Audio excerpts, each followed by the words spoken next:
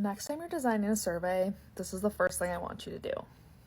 It's super simple, but a lot of people sit down to write a survey and they just start writing all these questions, brainstorming, but they're brainstorming in the format of questions. That's a problem, and it often, in my opinion, results in questions that aren't very good. We'll get to an example of that in a second. But what I want you to do first is write down your goals for the survey. So your goals for the survey would take the form of what you hope to learn from doing the survey.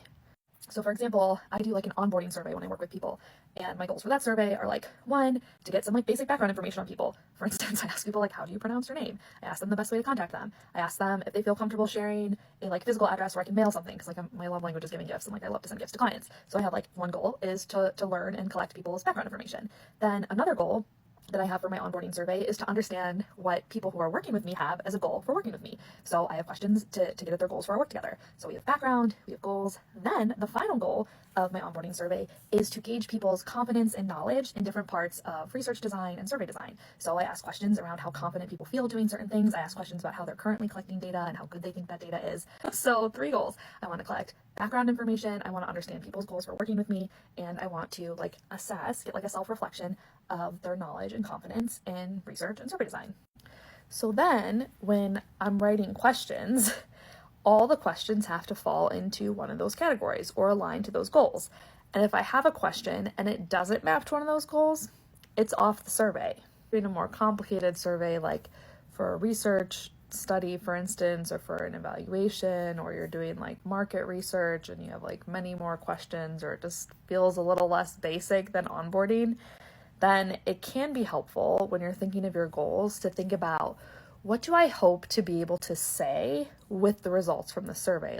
Oh, I want to be able to share how much people like this thing, or I want to be able to share how easy people think this thing is to use. And by thinking about what you want to be able to share, you can kind of backward map to create your goals.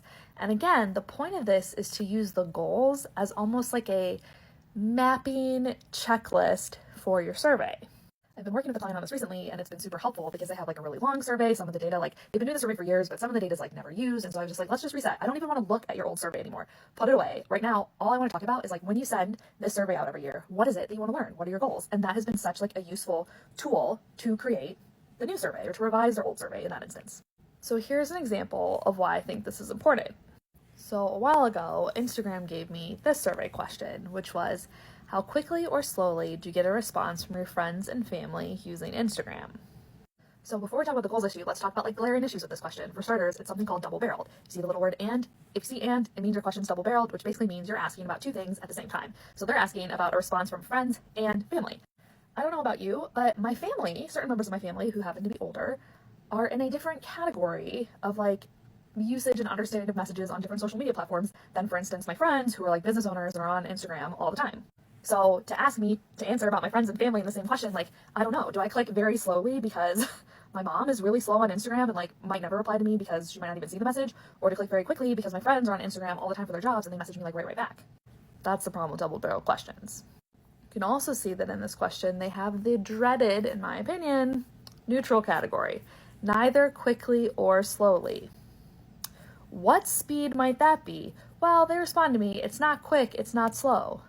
So it's average? What is average in your opinion? Maybe my average is pretty quick and your average is pretty slow. And this is where the goals comes in. I would really be interested in knowing, what is it that Instagram hopes to learn or hopes to be able to report out and share from this question? Because if they're interested in average response times, they can actually probably find that out in their analytics for Instagram, right? They wanted to know how Instagram compares to other messaging platforms, which is my hunch because earlier questions asked about all the ways in which you communicate with people. Then you might want to just ask people to make a direct comparison and be if you message someone on Instagram and also send them a text message, where would you be more likely to hear from them first, right? And by someone, you should probably say friends or family, clarify that relationship a little bit more because that matters in thinking about speed of response.